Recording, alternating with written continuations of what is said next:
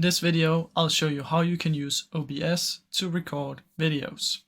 Now first, what you need to do is go to obsproject.com and you're going to install for either Windows, Mac or Linux. Now once this is done and you have it installed, this is how it's going to look.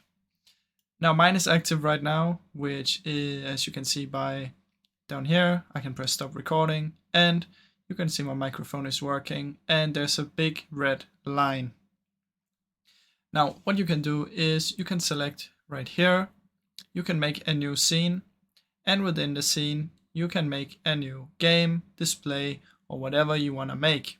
So if I press right here, you'll see I have all of these options, and what I have selected right now is the display capture. Now the display capture will capture everything inside of this red box that you can just simply drag.